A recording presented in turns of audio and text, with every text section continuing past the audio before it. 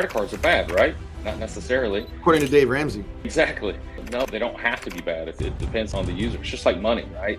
People say that money is the root of all evil. No, money's amoral. It just depends on how you use it. Are you using it for good or are you using it for bad? Same thing with HELOCs and credit cards. It doesn't make them inherently bad. It just depends on how you use them. Still hear Dave Ramsey say banks don't do cash value life insurance. I'm like, anybody can research this. You can look it up and find it. Last time I looked, Bank of America had $24.5 billion in cash value for tier one lending. That's more than zero. 19 billion in residential real estate.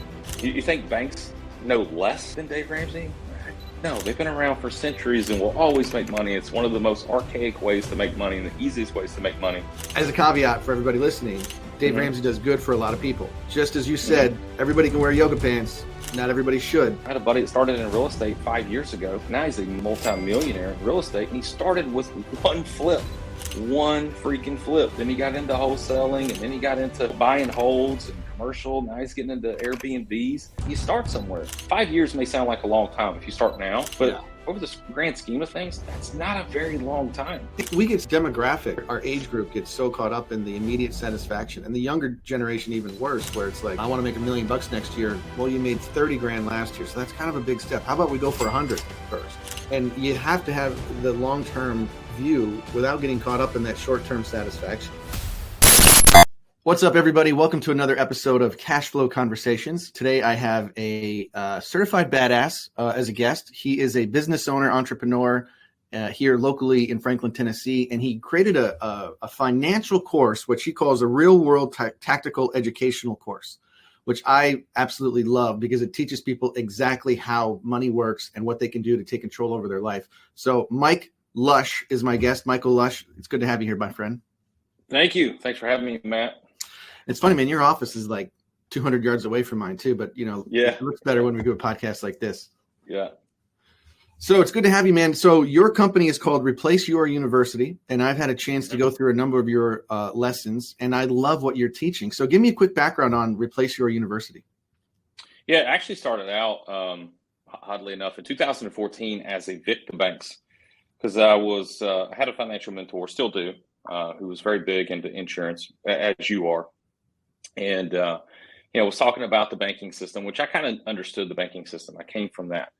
And so I started the company as a Victor Banks. And then after about a year or two, we started building relationships with banks because one of our tools that we use is a home equity line of credit. And the banks weren't too kind to the domain of a Victor Banks. So we changed it to Replace Your Mortgage. And that was our original product, and it's still our bread and butter today. And what we do is we teach people how to properly finance real estate. A lot of folks don't realize that there's an alternative to the modern day mortgage. And I specifically said modern day mortgage because mortgages didn't always look like they do today. They were very different if you go back a little over 100 years. But people don't realize there's an alternative to financing real estate, whether you're purchasing or refinancing or buying rentals or Airbnbs, vacation homes, et cetera. There is an alternative that you don't have to use the modern day inefficient death pledge of a mortgage. You can actually use simple interest open-end lines of credit. Now, it's not for everybody. I learned this in 2009 from another financial mentor that owned a hedge fund. I've actually got a buddy in the banking industry that's got a really cool saying, not very PC, but nonetheless, I don't really worry so much about offending people.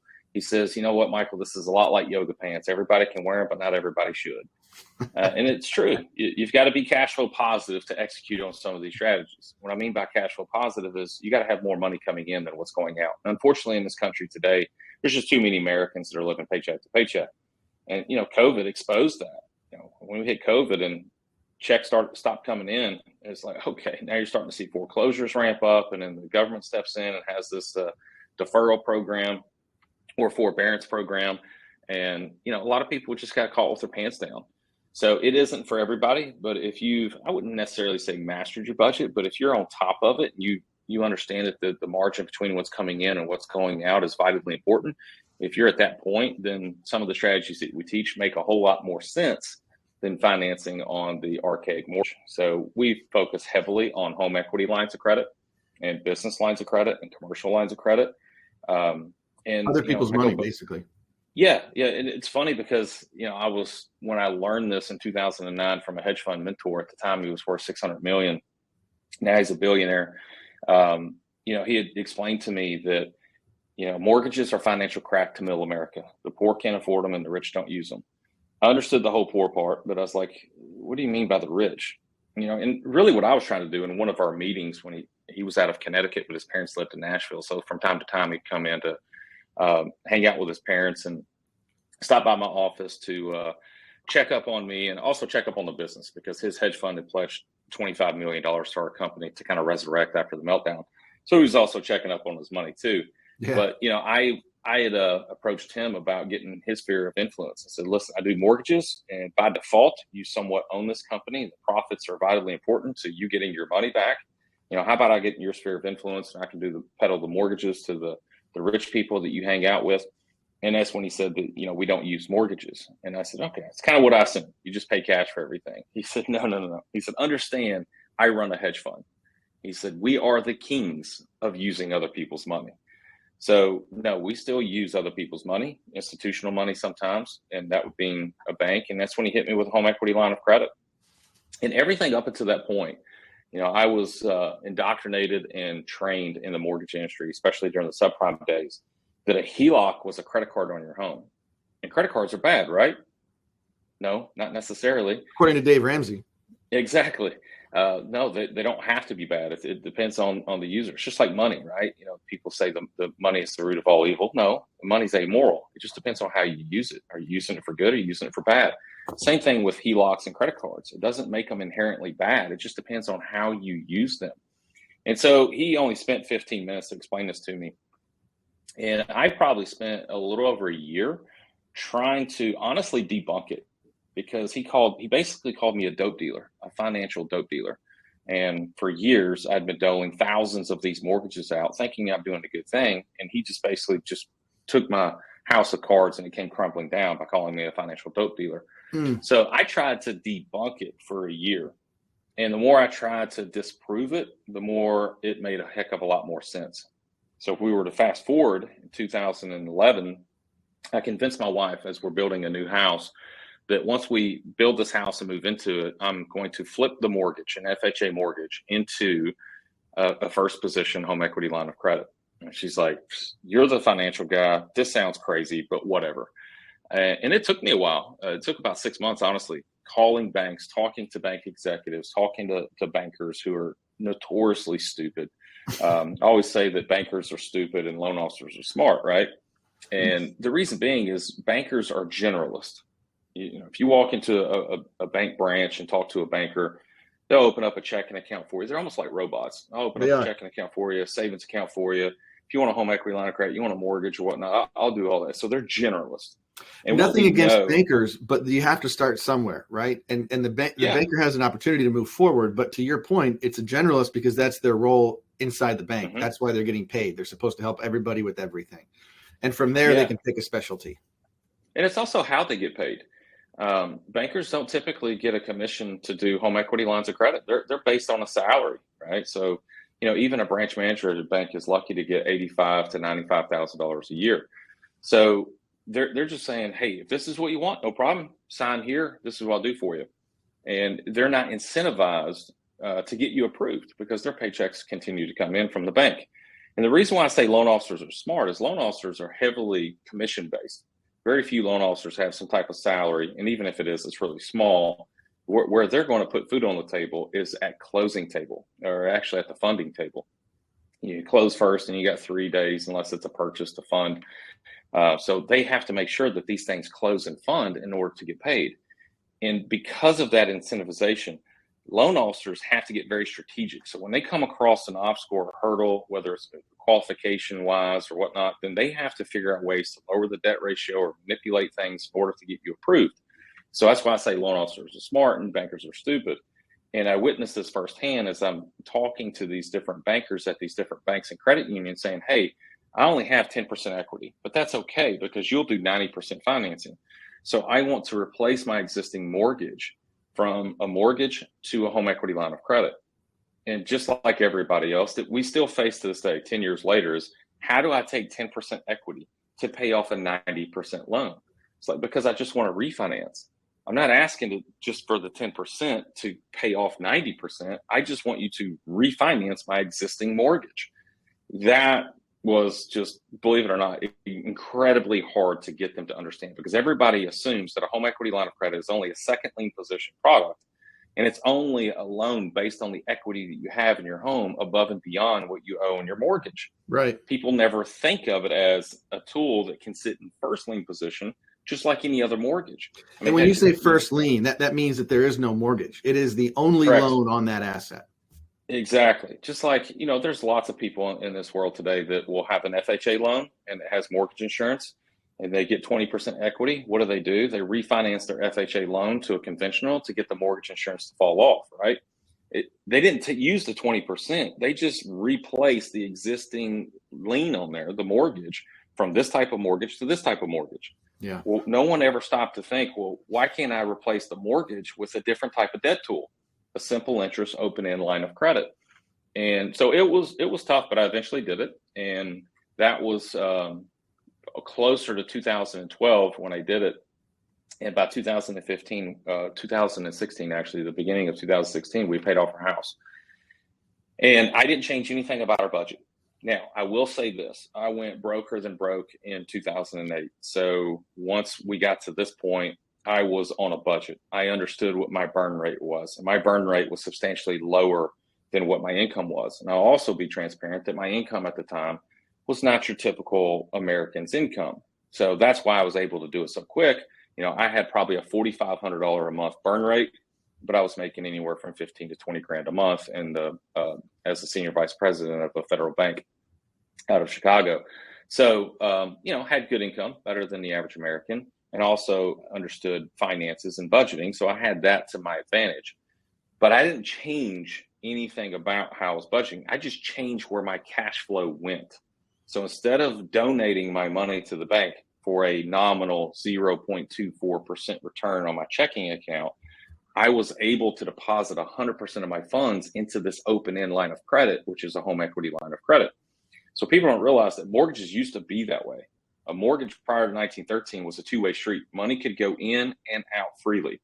Oh, really? And yes, I always use this example. In fact, it was, I don't know if you're a fan of Yellowstone. Do you watch Yellowstone? And there was a spinoff of, there was a spinoff of Yellowstone that was 1924 or something like that with Harrison Ford. And there's a scene that probably most people didn't pay attention to, but because of my background, I recorded it and I took a screenshot. Like, oh, that was awesome. So he goes into the bank, and this is when the Dutton Ranch was struggling, and they had a harsh winter and didn't have crops and stuff to sell. So he went to the bank to get a loan based on this ranch that was basically free and clear. And they wouldn't give it to him. And he said, well, we've got this new thing out that I think will be beneficial to you. And it's a mortgage. And he said, what the mortgage is going to do is give you the luxury of time. And Harrison Ford looks at the banker and says, only a banker would consider a mortgage a luxury. And I'm like, oh man, I've got to keep that one. But, let's say prior to 1913, you're a farmer, you own a $200,000 farm, which would have been a large farm at that time, and you owe $100 grand on it. And you're like, I need $10,000 worth of equipment. I'm using easy numbers. Back then, that's not what farms were. They were like $7 grand or something like that. But we're just using easy numbers that we can relate to today. So I need 10 grand to buy equipment. And then, so what they would do right then and there, it's like, okay, yeah, it's worth 200. You owe 100. Here's 10 grand. We'll change the deed. It's 110. When you sell your crops and make 20 grand, you just dump it right back into your mortgage. So we've all heard the stories of our grandfathers, great grandfathers. Oh, back in my day, we'd get a house and we'd pay it off in 10 years. There's a couple of reasons for it. One, I think it was just a better generation. They didn't have things that would distract them from a proper education like TV, internet, stuff like that. They read books and networked more than we do to this day. So I think that was just a better generation, but they also had better financing tools. The mortgage back then allowed them to utilize 100% of their cash flow. Well, that stopped in 1913. And I always ask this question, you would know it, but what do you think happened in 1913? It kind of changed the mortgage industry as we know it today. Well, 1913 is when the IRS was created. Mm-hmm. Yeah, well, yeah, but it was a little bit, I wouldn't say before that, it was the exact same time, but there was a reason why the IRS was created as well on top of this, the Oh, Federal Reserve. yeah. Yeah, Federal Reserve. So the Federal Reserve, which I don't know if did you watch the news yes, I'm sure you watched the news yesterday. That's The rates. yes. Oh my goodness. Rates for the next 3 years, they are projecting that will continue to drop for the next 3 years, which is unprecedented. So, anyways, we kind But of yeah, saw how it much do you coming. think that is talking points for views? For the market. Yeah. Um, I think that they understand because what I've been watching for probably 8 months to a year is the commercial side. And people don't realize that a lot of commercial paper, like, this building, I'm in a Class A building, 6-story building, and that paper is owned by banks, and that paper is typically on 3-year arms. So a lot of these owners of these buildings finance this paper on 3-year arms. Well, what was going on 3 years ago? Two and a half, Interest rates were nothing. 2.75. Yeah, exactly. Well, now, plus you have COVID, where now it's almost normal to work from home. Heck, my company, we've got, I don't know, maybe 50, a little less than 50 people. And you've been to my office, about 4,000 square foot, and we've got like 4 people here. Yeah. It just becomes normal to work from home. If you hire the right people, Yeah. you can actually get the same productivity without the overhead. Yeah. So a lot of people just haven't come back into the commercial space, and it's not as necessary as it once was prior to COVID. But now that we're in 2023 and interest rates on commercial paper are 7 to 9%, those arms are adjusting. Well, now the payment for these buildings is more than tripling. On top of that, their vacancy is 50% of what it was in 2020 when they financed the building. And we're seeing telltale signs even in this building. I think it was this week we had the property owner come in and look at all the offices and stuff. They're already hitting us up multiple times and saying, "Hey, are you going to renew?" I'm like, "I don't have to renew for a year. Why are you asking me this?" They're fishing. They want to find out. Exactly. Well, they're also building projections too. I think what they're doing is they're trying to build projections to offload this paper. So I've got another buddy that's very astute to the commercial side because he's technically a billionaire. I wouldn't call him a liquid billionaire, but on asset wise, he's a billionaire commercial real estate developer. So he's given me 5 different places to research all this stuff. And he said that, this is where it's going to hit first, is on the commercial side. And exactly why I was explaining to you is you've got all this paper that's having to be refinanced because the payments have now more than tripled and the vacancies are 50% of what they used to be. And it's a crunch. And if you thought banks held a lot of residential paper, when it comes to commercial, holy crap. I mean, you go to FDIC.gov and research balance sheets of any bank out there, which we can get into when it comes to insurance. Remind me on that one too, because they actually own more in bank-owned life insurance than they do in residential real estate. I don't care what bank you look at, whether it's Wells Fargo, Bank of America, anybody can research this. We'll make sure to get into that. Yes, because I still hear Dave Ramsey say banks don't do cash value life insurance. I'm like, anybody can research this. You can look it up. You can look it up and find it. It's like last time I looked, Bank of America had $24.5 billion in cash value for tier 1 lending. Mm-hmm. Yep. That's more than zero. 19 billion in residential real estate. So, anyways, you think banks know less than Dave Ramsey? No, they've been around for centuries and will always make money. It's one of the most archaic ways to make money and the easiest ways to make money. As a caveat for everybody listening, Dave Ramsey does good for a lot of people. Just as you said, everybody can wear yoga pants. Not everybody should. He's very good for a lot of people. But when you eventually graduate from that line of thinking, just like your guy told you, a mortgage is for the middle class and wealthy people, poor people and wealthy people don't use them. So it's not necessarily all bad, but you got to figure out what you want in life before you start doing it. Yeah, and also stay inside of your wheelhouse too. It's like, people don't come to me for budgeting expertise. I don't do that. I do the more advanced stuff. And if you want to do that, go to Dave Ramsey. Vice versa, when it comes to this more strategic stuff of how to, leverage debt to generate wealth, Dave Ramsey's not it.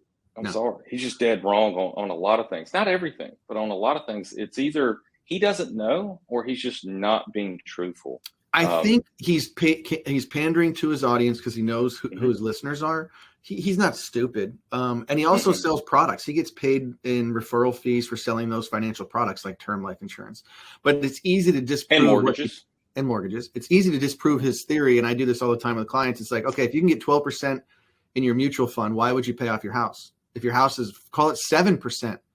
By paying off your house at 7% and avoiding the 12% growth, it's costing you millions of dollars over your lifetime.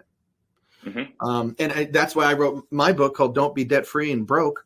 I'd rather have the ability to pay off the house, and this is why I like meeting you, because I didn't understand how powerful HELOCs could be. So let's keep going in the story though, because the value of other people's money and how you set it up and why it makes sense is fascinating. So we were talking about commercial buildings. They're going to become expensive. Are you going to, I don't know if your landlord's listening, but are you going to renew your office, or what are you thinking?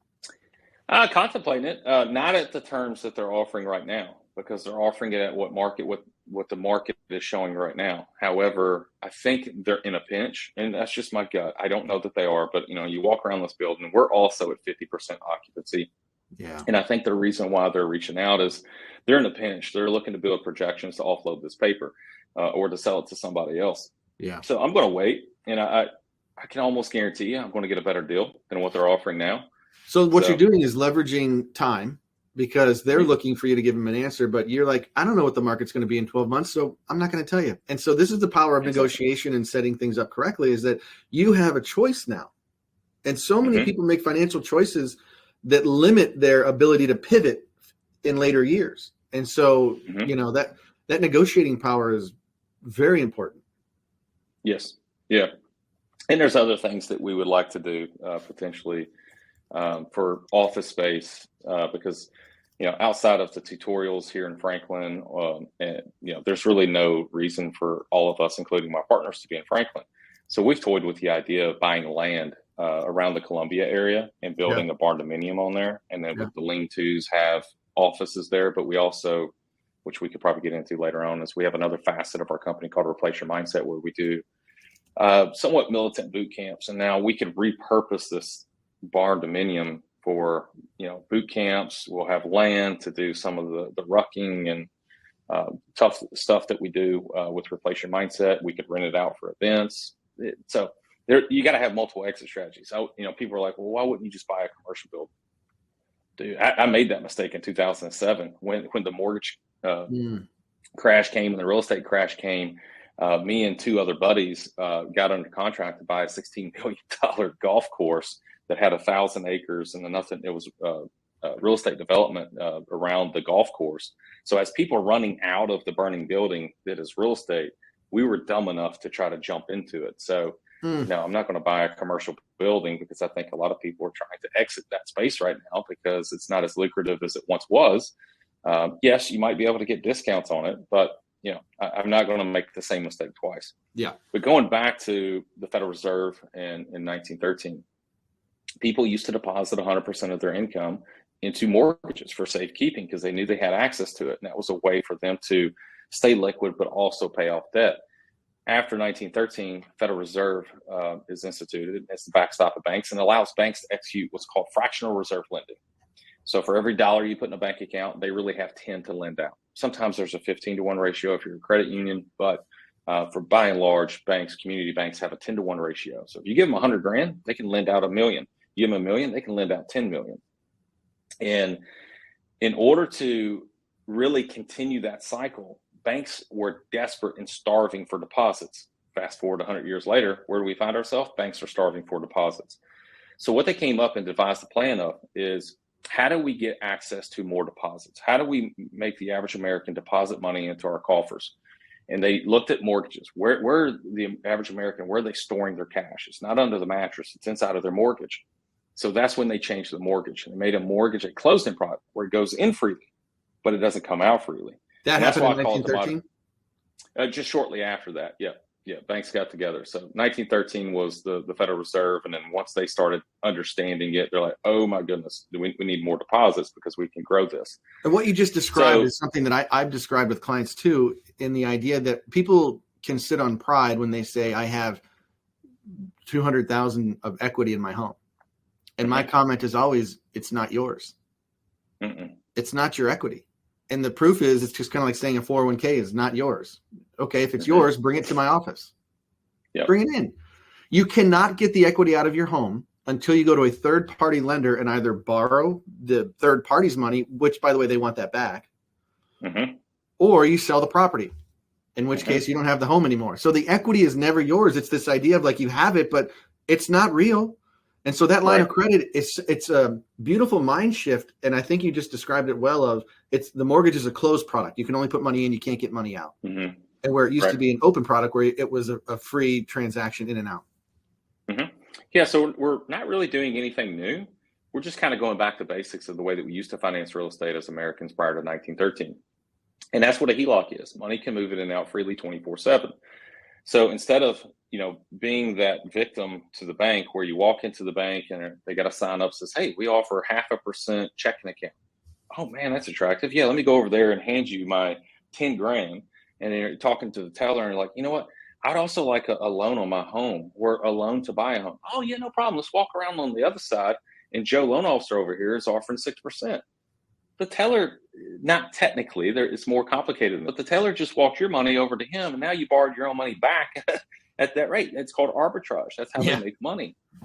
So a HELOC allows you to operate just like a checking account. People don't realize that in a home equity line of credit, you get online bill pay options. You've got a credit card associated with the home equity line of credit. You got ATM capabilities associated with the home equity line of credit. So the way I look at it, I paid my house off once. I don't know. I won't say ever. Ever is a long time. I have no plans of paying the house off again, right? For me, it is a vessel to store cash and for me to utilize 100% of my income. So instead of putting a portion of my money into a checking or a savings account or CD or money market, that is sleeping money. It's not doing anything for me. However, depositing into my home equity line of credit, every dollar is utilized, but I still maintain liquidity 24/7. So if I put it in there 5 minutes later, I could take it all back out again if I wanted to. But you have to be strategic about leveraging with your home equity line of credit. So I look at it, it's a vessel to store cash and there are no limitations to it. It can consume 100% of my income. And then from there, I invest. I know invest is kind of a touchy word on this topic, but then I put money into my policies up to my MEC limit. And then from there, I determine what investments I want to participate in. So I look at those as two vessels to store cash that I get benefit for my income, which is my most precious asset is my cash flow. I get benefit of every single dollar. Every dollar just got assigned a job and is working for me, either suppressing interest or growing interest, uninterrupted compounding interest. And then from there, I determine how I leverage that even further for higher yield investments. And at the end of the day, you're doing exactly what that, now billionaire said, is you're using other people's money and you're taking care of your family. The death benefits can satisfy something. If you were to pass away, your family can pay off any debts that you might have and they get tax-free money. You have money that's guaranteed to grow inside of a policy that you could liquidate at any time. And you've also created an option where interest rates right now are crazy high. My HELOC is like 10%. I just saw the other day. My life insurance is like 4.5%. So if I want to borrow money, am I going to go to the HELOC or should I go to the insurance company? I get to choose. And and now that I have that choice, I'm in control. It's all about having these choices instead of locking your money up, being stagnant in one vehicle. I always talk about money in motion stays in motion. These are scientific principles. I want my money to be moving. I don't want it to sit there and stay because if it stays in the bank, for example, like you said, the bank's got it in motion. They're lending that money out over and over. In Wall Street, they're just gambling back and forth and they're making all the commissions and the fees and my money's at risk and they're getting paid. Yeah, we have to start thinking like banks do. We think that, okay, well, this is exclusive to banks. How they operate and how they look at money and how they utilize money is completely exclusive to them. That is not the case. We have tools as average Americans that we can operate just like a bank does. And, one of the things that we have to understand is that, if we deposit money in the bank, a lot of people consider that deposit an asset, not only to themselves, but also to the bank. And it's neither.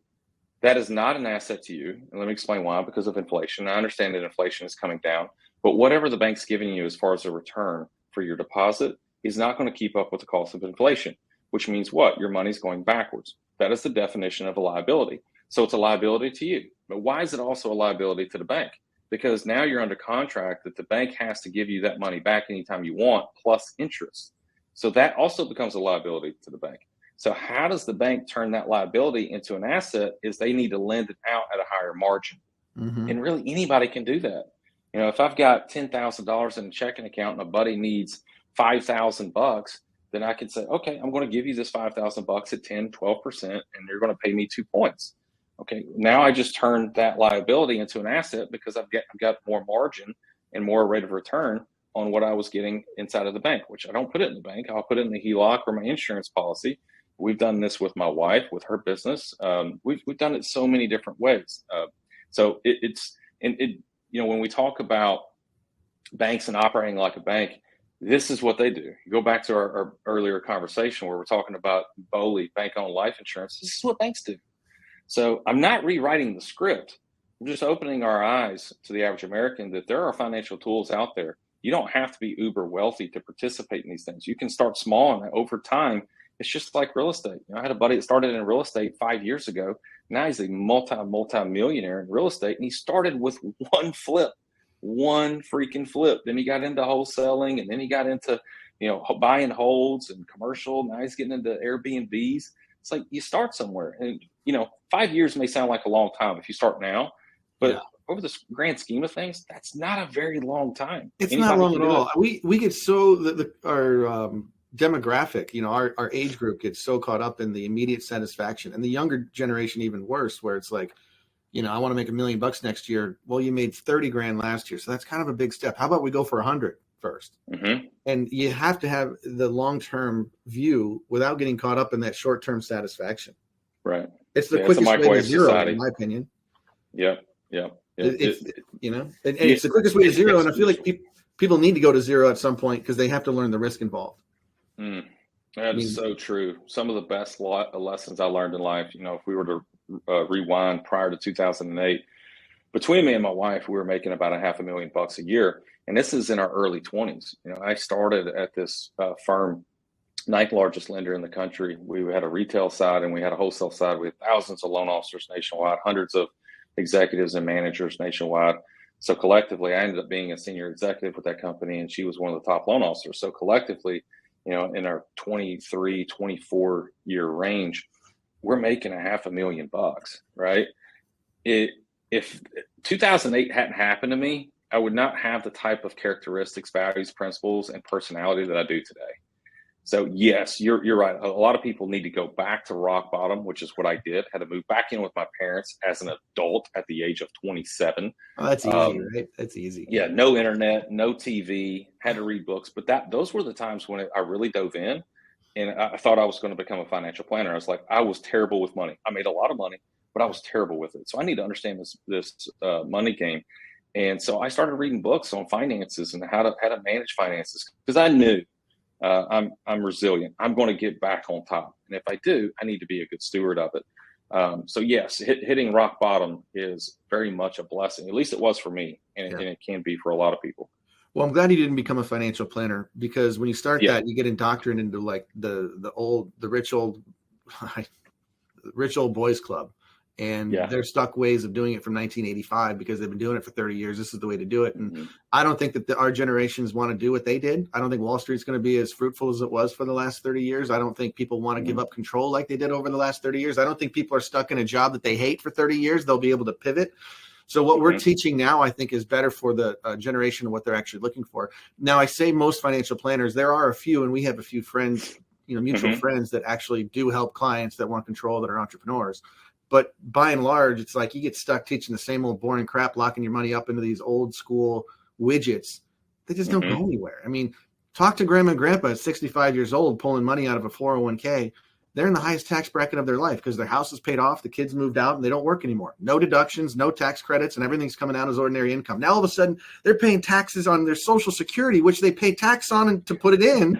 Now they're paying up to 85% of your Social Security as taxed as ordinary income on the way out. Again, how did the government get away from this? We had a war from a tax on tea, and now we're paying all these massive taxes, which blows my mind, dude. So I'm glad that you created these products. Let's talk about Replace Your University really quick. You've created education that people can go. They don't have to go to college to learn this. They can sit in their home office on a Sunday morning and watch you guys teach all this.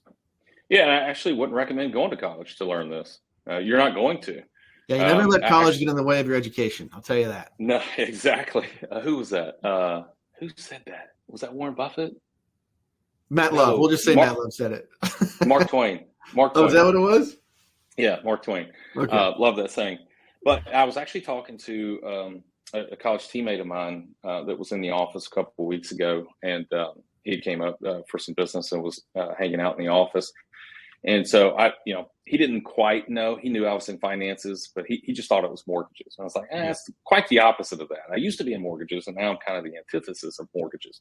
So I explained it to him. He's like, holy crap.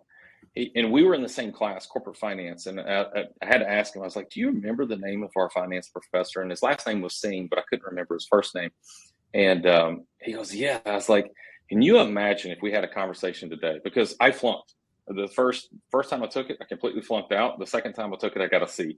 I was like, I was probably one of his worst students. My gosh, I passed. Yes. You remember Tommy Boy? Like I said, I did just enough in order to qualify eligibility wise by a hair sometimes. And so I was explaining to him, I was like, can you imagine if we went back and had a conversation with him, and if he remembered me, which he probably doesn't, but I'm like, yeah, this is actually what I do today. He'd be like, dude, you were one of my worst students. How is it that you fell into this? So what's the saying? A students work for C students, and B students work for the government, and B students work for the government. Yeah. So true. But yeah, it's you were talking about 401ks. If you look at Fidelity, which was the highest holder of 401ks in 2022, they had a negative 23% return. And people won't talk about it. They don't want to admit. They only brag about when it's up. Exactly, and they also don't understand interrupted compounding interest versus uninterrupted compounding interest. Bro, it is in compounding. And I refuse to call any sort of investment account a compounding account. If it goes backwards, you're not compounding. Mm-hmm. If it goes to zero. It goes to zero. Real estate can't go to zero. Stock can. And when it goes backwards, people say, well, I'm in the long run. It's compounding for 25 years. It's not compounding. Look at last year. What if you wanted to get out last year and it's down 20%? Redo the math from the beginning. You might get your money back after taxes. Yeah, it was, I think 2020, towards the tail end of 2020. Maybe it was 2021. I've got a real close friend that was with the FBI, and would not just regular FBI. I mean, he would do some special missions and stuff for the FBI. But anyways, he was wanting to get out for years, and leading up to 2020, he's like, all right, I think this is my year. My 401k is where it can be, my pension's where it can be in order for me to get out. And then all of a sudden 2020 hits, and I was like, all right, man, when's this retirement party? And he's like, dude, I'm stuck for another 2 years. He's like, I took too big of a hit. Now think about that. I mean, I equate it to also a mortgage, right? Or a house. Let's say, with this strategy, you can pay it off in, let's say 5 years. But with a different one, you can pay it off in 7 years. Like, no big deal. It's only 2 years. Like, really? It's all relative. Think about it. Let's say today, I said, Matt, your house is paid off, right? I mean, like Dave Ramsey says, and I'm not a fan of paying off your house anymore, but let's just say it was, like Dave Ramsey says, the grass feels different. You walk around with a little bit lighter load on your shoulders. And I said, oh, wait. No, sorry. We made a clerical error. You have another 24 months. Now it starts to become a little bit more relative. It's like, no, that's a big deal. It's just like my buddy who was an FBI agent, that he's like, another 2 years doing something I don't like is an eternity. Yeah. So, yeah. Anything affected by the market is, I'm not saying completely avoid the market, but I'm not heavily involved in the market at all. No. I don't know if it's ego or what. I just want to have a little more control off of what's going on and what my money's doing. Yep. And I think the society before us was brainwashed into thinking you have to be part of the market in order to succeed. Mm-hmm. Back in the 70s, companies had what's called pensions, where the company was involved with the risk of paying a pension for the retiree as long as they lived. It's not sustainable. My grandfather worked for the largest company in the world, General Motors. Mm-hmm. And at the end of his life, General Motors went bankrupt. You remember when that happened. Mm-hmm. And they cut his benefits. He was 84 years old. Oh my goodness. I mean, can you imagine? Wow. Like, thank goodness he had Alzheimer's at the time and he didn't really know what was going on and he passed away shortly after. But, he spent his last dollar. And Mm. so what the companies did then is they moved the risk of that sustainability to the consumer and they called it a 401k. And then they said, hey, we're going to match what you put in. So if you put in 3%, we'll put in 3%. Aren't we great? No, it's still not sustainable. People with a couple $100,000 expecting to retire and live on for 30 years off of, an asset that has never generated cash flow in their entire lives. We know Garrett Gunderson. I went and saw Garrett a couple of weeks ago. He said, imagine trying to say, all right, in 10 years, I'm going to go run a marathon. Never ran before, but I'm going to run a marathon in 10 years. You're going to fail. It's like saying you're going to put your retirement assets to work for you and having never talked about it. And that's the most frustrating part in the financial world is meeting a 62-year-old who's never had a conversation on how to actually spend their money. They have a big account value, but what do they care about? Account value or cash flow? And advisors aren't trained to talk about cash flow. And then enter annuities, which I think annuities can be a great thing, but it's a pretty limiting solution. The liquidity goes away and you have guarantees, but it's a Band-Aid on a much bigger problem. Right. And you talk about this too. We have tons of proof and case studies around us that we're not talking crap here. We're talking about things that are very valid and have been valid for a very long time. And you look at the two families, the Rockefellers and the Vanderbilts. I know Garrett gets into that a lot. I'm sure you do too. Yep. I talk about it ad nauseum. But the Rockefellers continue to expand their wealth. It's because they do exactly what we've been talking about, where the Vanderbilts did the complete opposite.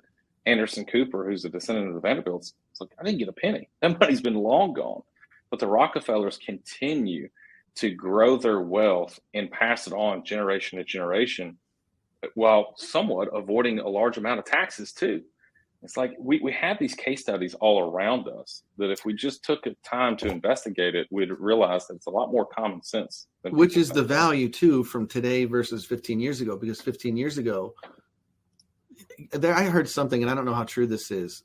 Merrill Lynch, someone had to have a net worth of over $10 million before they would even be allowed to talk about the value of life insurance. Because they get the fees on the 10 million and now they're creating an estate problem. And then they're going to talk about life insurance as an estate issue. But for the Rockefellers, it came down to two products, life insurance and trusts. The reason that tax code is written is not how you can pay more. Here's how to pay more tax. It's here's how to avoid taxation.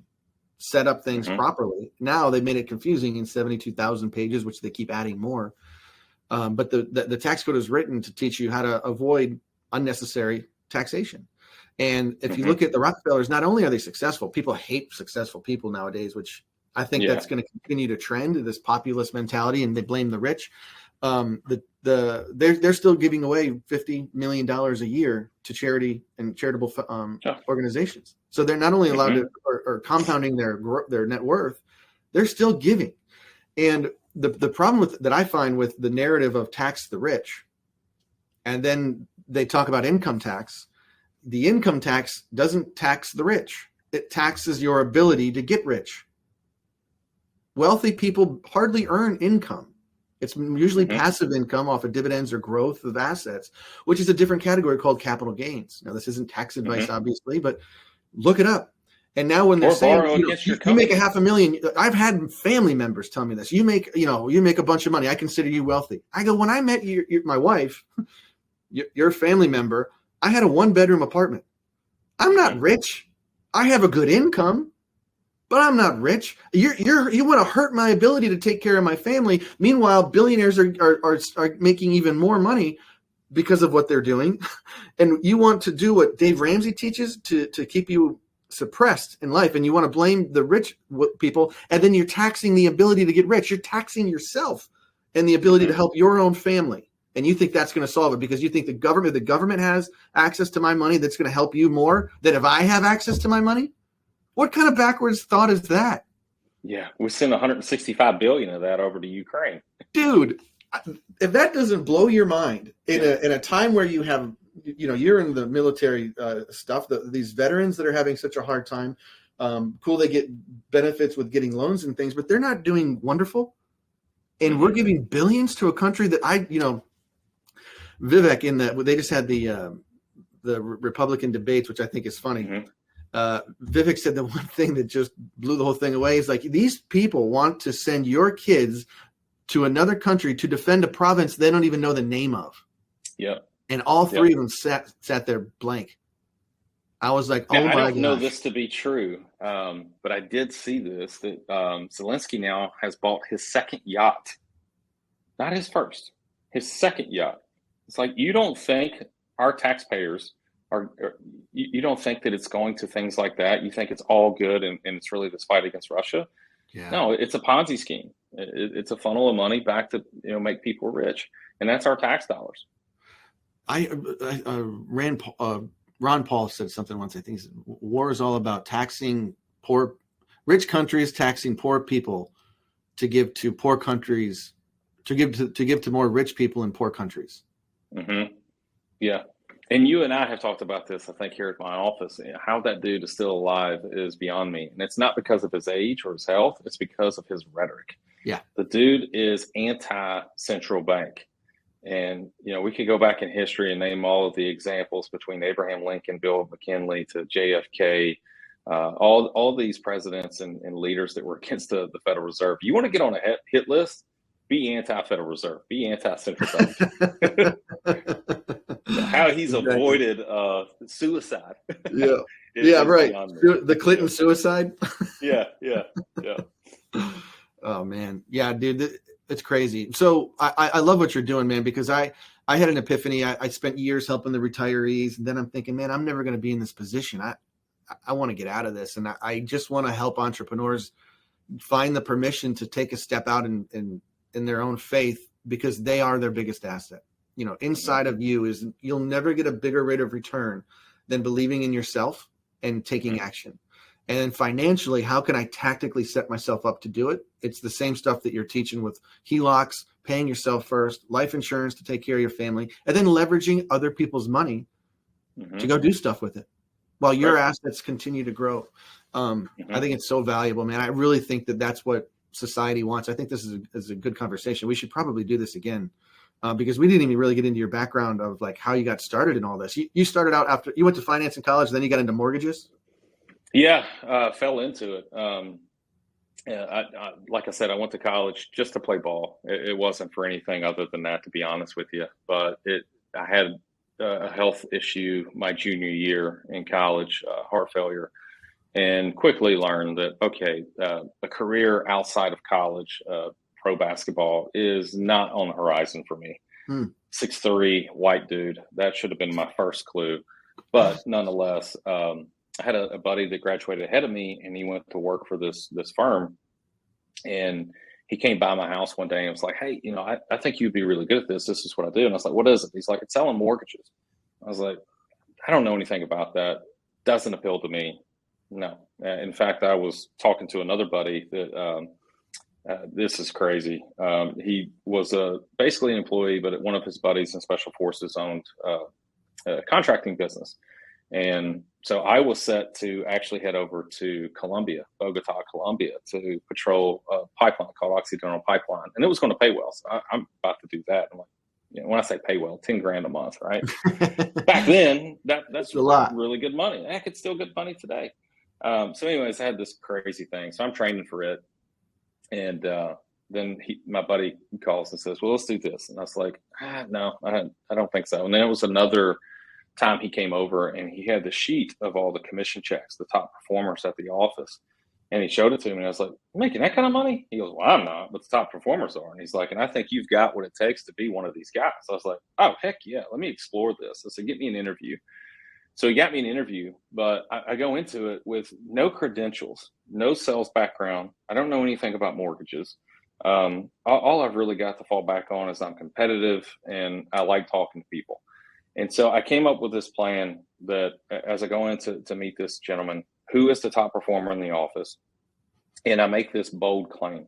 I was like, listen, I understand on my resume, I don't have a whole lot to fall back on. And you're maybe looking at me no different than you would from a server at Waffle House. And like, why would I hire this guy? I said, but I can promise you this. I'll guarantee you this. I said, who's the top performer? And he said, well, last year it was Natalie Webb. I said, okay. I said, if you hire me, I will double her numbers this year. And he's like, really? I said, guaranteed. Now, I didn't truly have that kind of confidence. I just wanted to land the interview and land the job, right? I didn't know what I was just backing myself into a corner. I was like, let me just land this first step, then I'll figure it out once I'm in the door. Perfect. And so he called me later on that night. Sorry, getting a phone call from my wife. So I get a phone call that night, and he says, "Hey, we're going to hire you." Perfect. Exactly what my plan was. It worked. And honestly, I totally forgot about my bold claim after a few short months. But then you fast forward, October of that year, I got hired in January. We go through an extensive training, about 3 to 4 week training.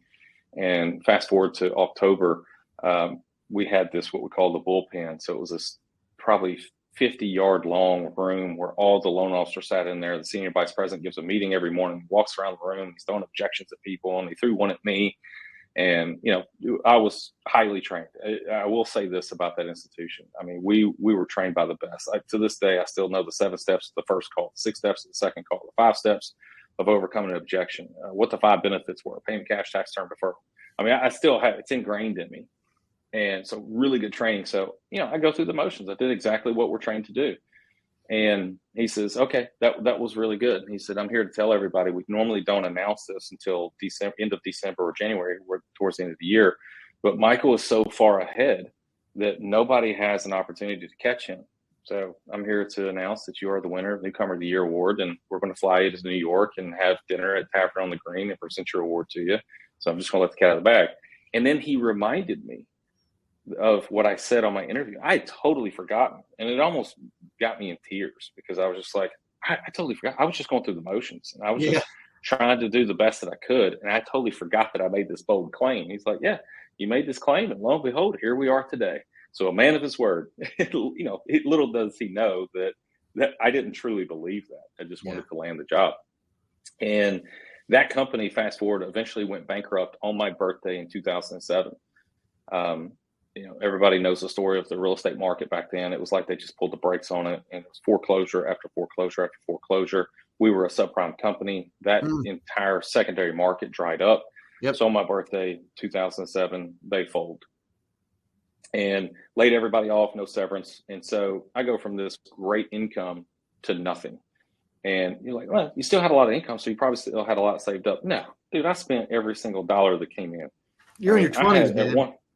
Yes, at one point I had a Denali and an Escalade and a BMW and a custom chopper and a 4-wheeler on top of my 4,000 square foot house.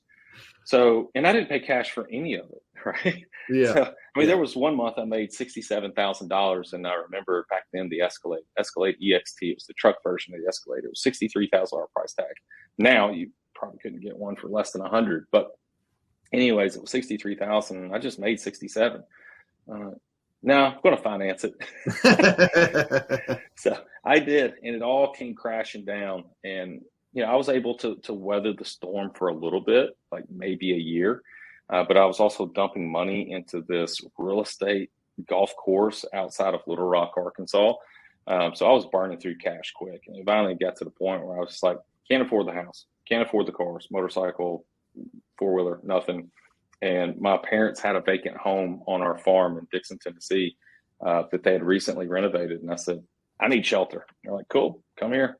And so me and my wife moved in with them. And like I said, barely could afford groceries. I mean, there was one embarrassing time where we went to Walmart and to get groceries and had to take stuff back. You've got that long line behind you, so it's embarrassing.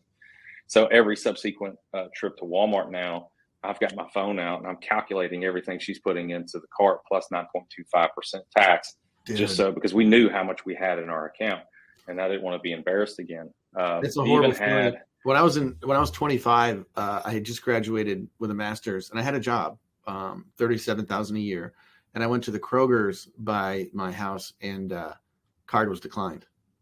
Three people behind me, and I go, oh, you know what? I have my other card out in the car. Let me go run and grab my other card. Man, I got my keys out and left that parking lot so fast. I never went back in. That's funny. That's funny. I never showed my face there ever again, dude. Another story from that was my car, pretty close to my birthday. And my car was a Cadillac Escalade. I had gotten rid of the Denali because I totaled it. And some of the other stuff, but I still had my Escalade. And I remember the payment was just under $1,000 a month, which is just absolutely absurd. But anyways, it got repoed in the middle of the night. I remember hearing a truck pull up in the driveway. And again, this is on a farm. So you're like, who's pulling up at 1 o'clock in the morning? Me and my wife are asleep. And yeah, sure enough, I'm out there helping him get everything out of my truck so he can hook it up to the tow truck and pull it away. Well, fast forward, 2018, maybe 2017, we built a house.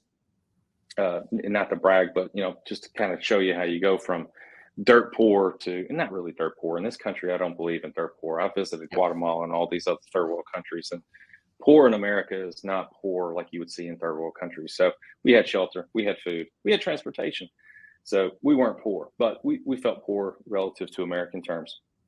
But you fast forward to 2017, I've got this $2.2 million house, and I can afford landscapers to come in and do it, so I'm not having to do it. And this landscaper on one trip, he was chatty Cathy dude. It sometimes would even annoy me. It's like I'd go out just to say hey and to pay him or whatnot. It turns into a 30-minute conversation. I'm like, my goodness, dude, I got stuff to do.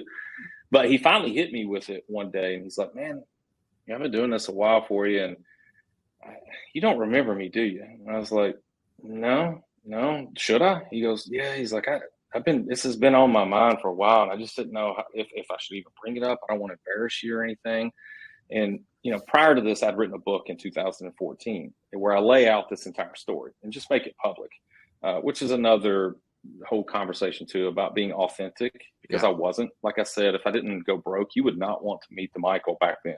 Arrogant, rich, what I considered rich, and just, I was not a cool person to hang out with, but I needed to be humbled, and God knew that. So anyways, I was like, I'm going to be authentic, write this book about my story. And he's in that book. But anyways, he said, years ago, at this point, probably 10 years. He goes, 10 years ago, I repoed your truck. I was like, really? He goes, yeah. He's like, I didn't know if I should even bring it up or anything, but I've met you before, and I actually repoed your truck. And I just, scared to kind of bring it up because I didn't want to embarrass you. I was like, no, dude, you're in my book. I was like, this is public knowledge. It doesn't embarrass me at all. He's like, it's just really cool that, 10 years ago, I repoed your truck, and, I look at this house and this farm you got in Leaper's Fork. And I'm like, it's really cool. How'd you do it? So, now the 30-minute conversation turns into 2.5-hour conversation. It's dark and he didn't even finish my yard. But yeah, that's awesome, man. The redemption is, you're talking about the American story. And you have to hit zero to not only appreciate it, but I think to even get as far as you've gotten. And I think that's something that so many Americans not only miss out on, they live in this bitter and anger world where they see other people succeed more, and it's called jealousy. And I heard somebody talking about it. I don't know if it was Munger or something. The world's not greedy. The world is jealous. And that's the sad part, because we live in America. You have the opportunity to get out of your own way every day, and there's free education all over the place. So I'm going to let you go. I know we're coming up on an hour here. I'm going to put some links to your stuff in the description of this down below, but give us some insight. What's the easiest way to get a hold of you guys? Where should someone start to learn about how to replace your mortgage and all the other products that you have? If you can get to it from Replace Your University, but if you just are only interested in Replace Your Mortgage, go to replaceyourmortgage.com. But you can also get to it from replaceyouruniversity.com, where we've got 5 verticals there on day trading, real estate investing, to this HELOC strategy or simple interest line of credit strategy. So if you want to go to replaceyourmortgage.com, we have tons of free information. So don't be scared that if you go there, it's like, okay, I got to start whipping out my credit card. No. You sign up with a free account and start watching all the free information and determine if this makes sense for you.